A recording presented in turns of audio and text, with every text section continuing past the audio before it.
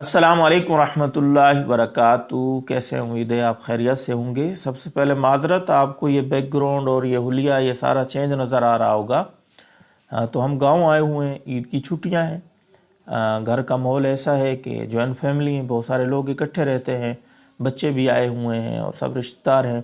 तो कभी किसी कोने में, कभी छत के ऊपर, तो कभी किधर। आजकल हम वीडियो बनाएंगे क्योंकि वीडियो आपको रोज़ाना देनी होती हैं।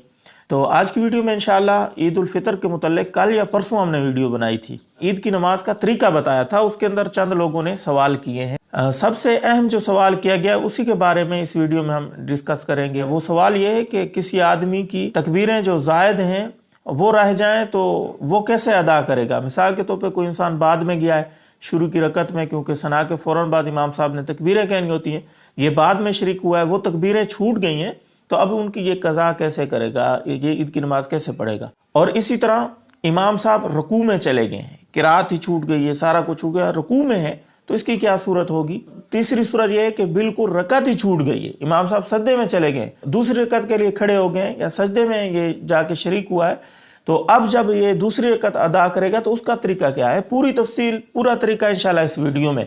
सबसे पहली बात यह करें, किसी इंसान की 2 तकबीरें छूट गई या तीनों छूट गई हैं, तो अब ये कैसे अदा करेगा।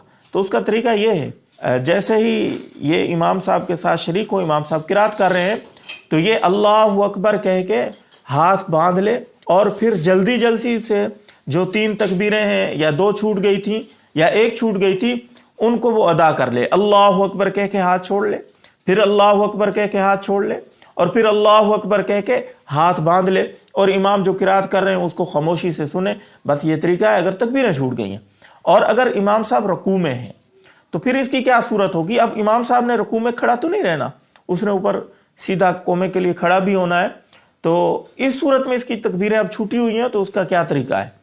तो इसको अगर गालिब गुमान ये है कि इमाम साहब रुकू में मेरी तकबीरें कहने तक मौजूद रहेंगे, रुकू से उठेंगे नहीं, मैं जल्दी से तकबीरें कह लूँगा, तो ये तकबीरें कह ले। उसका तरीका भी यही है, अल्लाह अकबर कह के थोड़ी देर हाथ बांध लें, सना नहीं पढ़नी, बस हाथ बांध लें, और उसके बाद ज़ायद 3 तकबीरें कह के रुकू में शामिल हो जाएं।